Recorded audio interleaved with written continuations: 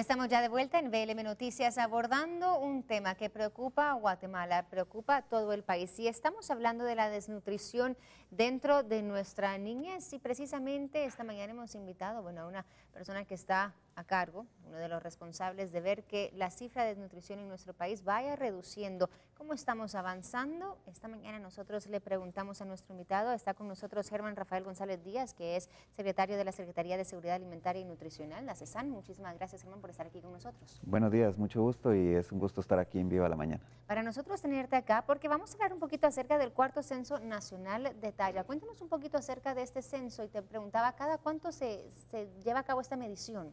Esta es una medición que Guatemala la ha hecho 4 veces en la historia y en los últimos 14 años se ha hecho cada 7 años, un poco haciendo una revisión de cuál ha sido la implementación de una política de seguridad alimentaria y nutricional. En los años anteriores pues no se había tenido un avance sustantivo, el periodo anterior había sido 4.2% de desnutrición crónica la reducción en 7 años, es decir, 0.5 puntos porcentuales cada año. Y la idea era medir cuál era el avance que se tenía, pero también poder priorizar otra vez los municipios que debieran de tener mayores intervenciones. Nos recordamos que los municipios que el Plan del Pacto Hambre Cero tomó fueron recolectados de la medición anterior, que fue en el año 2008.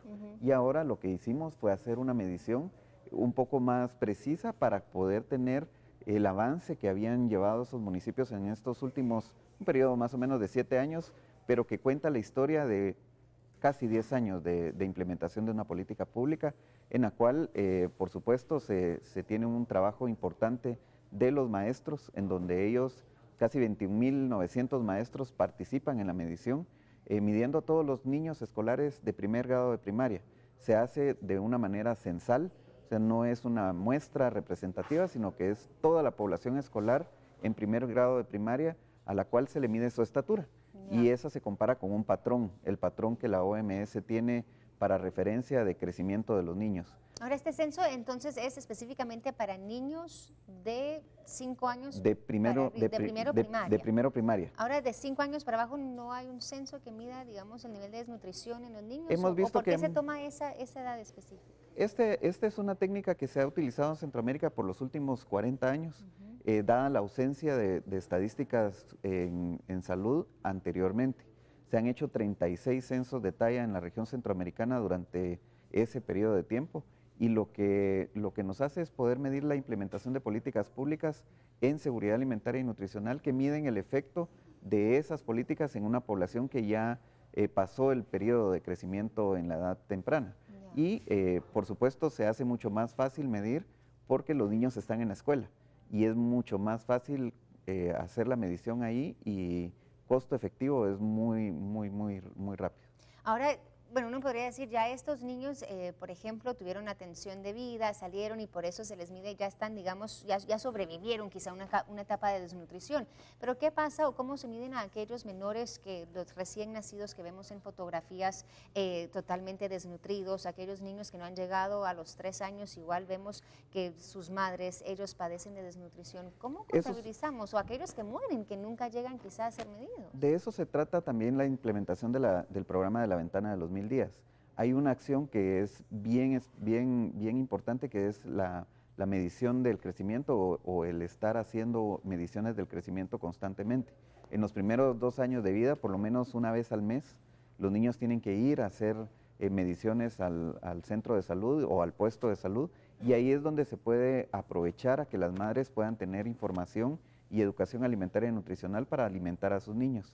El Ministerio de Salud lleva un registro de cada una de esas mediciones que llegan a los puestos de salud, pero lo importante de decir ahí es que ahí se está previniendo la desnutrición tanto aguda como crónica, más importante la crónica que la aguda, y se lleva un registro de cuántos niños están creciendo bien y cuántos niños no están creciendo bien, para poder hacer las acciones correctivas de acuerdo a cada territorio. ¿Qué aprendemos entonces de este censo? ¿Cuáles son esas cifras que salen del mismo?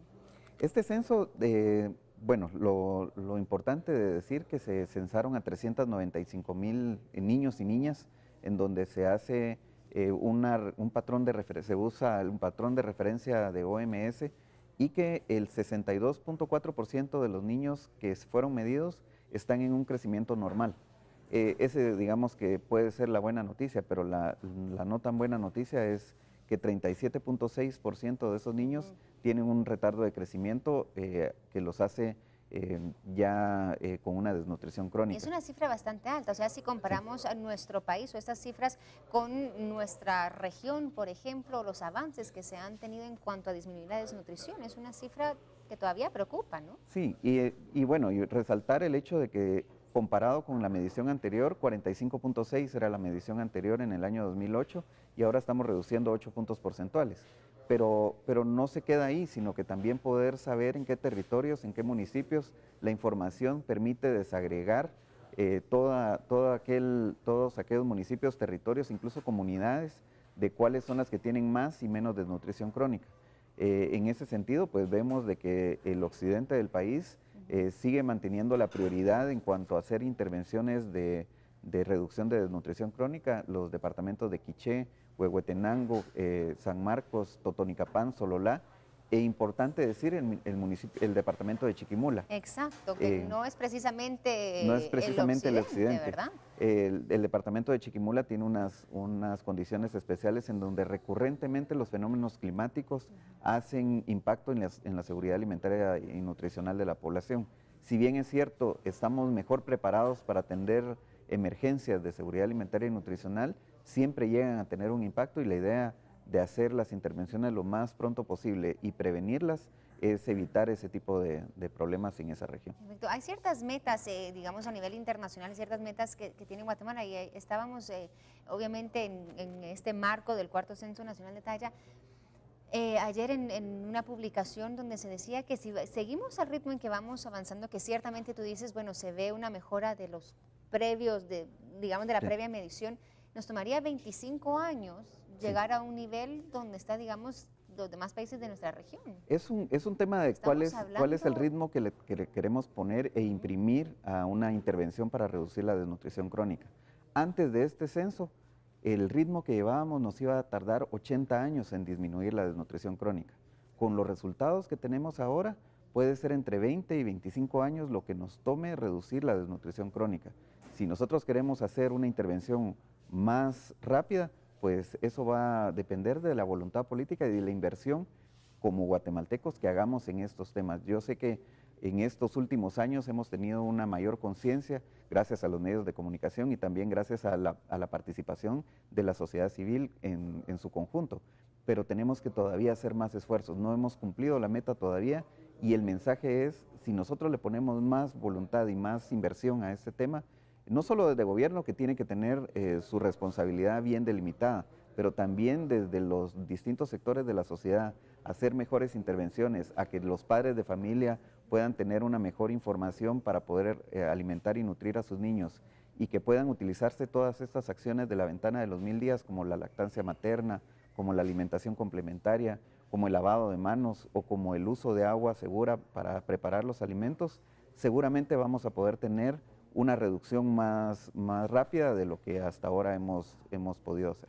Bueno, a veces tú hablas de voluntad y a veces sí está esa voluntad y lo que hace falta quizás son recursos, ¿no? Escuchábamos también esta mañana de ciertos programas que han tenido que ser recortados por falta de presupuesto, o sea, ¿cómo hacemos que la voluntad llegue también a esas fuentes que tienen que dar los recursos para poder llevar a cabo todas estas capacitaciones y todos esos sistemas de prevención? Sí, nosotros estamos haciendo ya primeros análisis del presupuesto que fue aprobado en el Congreso ¿Y cómo se ve el panorama para ustedes? Lamentablemente cuatro instituciones, las más fuertes, Ministerio de Salud, Ministerio de Desarrollo Social, Ministerio de Educación y Ministerio de Agricultura, fueron recortados casi 320 millones de quetzales de su presupuesto asignado para el año 2016 respecto al del año presente. Eso hace ser de que hayan recortes importantes en programas que pudieron haber dado esa información y esa educación.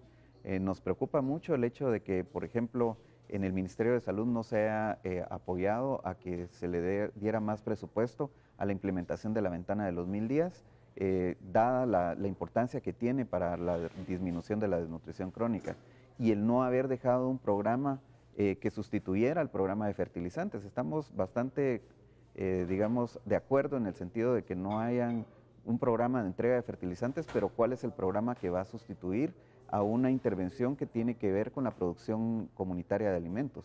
Entonces hay que balancear ese tipo de cosas a la hora de aprobar presupuestos, cuando hay otras instituciones que también les aumentaron o quizá les dejaron el mismo presupuesto actual. ¿Crees que se han utilizado los recursos de una manera eficiente? O sea, ¿los recursos que han llegado a ustedes se han utilizado de manera eficiente? Cada una de las carteras que ha utilizado recursos en seguridad alimentaria y nutricional tiene sus aspectos de mejora.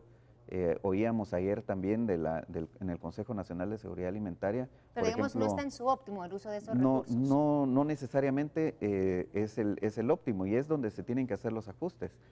Por ejemplo, el Ministerio de Desarrollo Social se están haciendo ajustes por parte de la ministra actual, que está haciendo un gran esfuerzo por ordenar y por dejar un programa de desarrollo social que permita vincularlo a la desnutrición crónica y no tanto a la pobreza.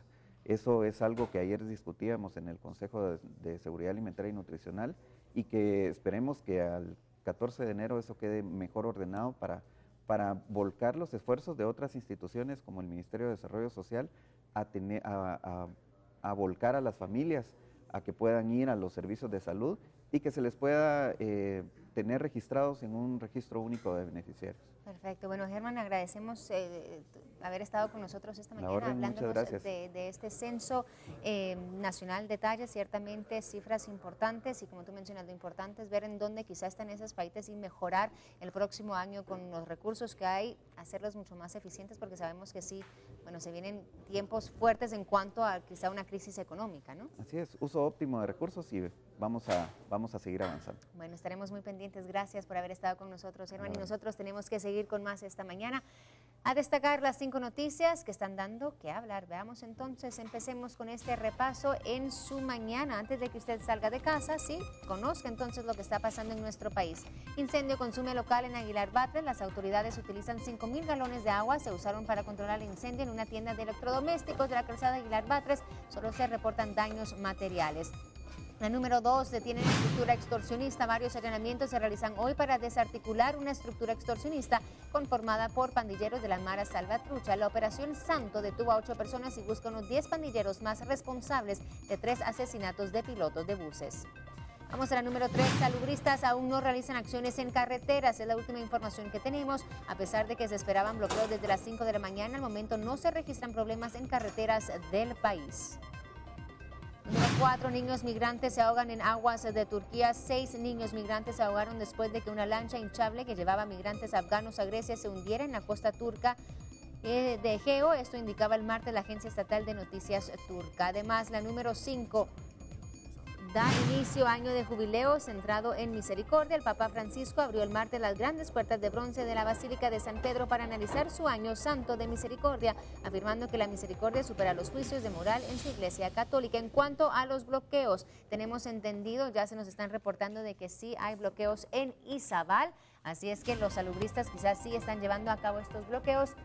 Nosotros obviamente estamos monitoreando, estamos al pendiente y se lo trasladamos a usted en cuanto nosotros sepamos, pero al momento entonces bloqueos en Izabal. Vamos a ver cómo transcurre la mañana, pero seguimos con más, vamos con Alejandro.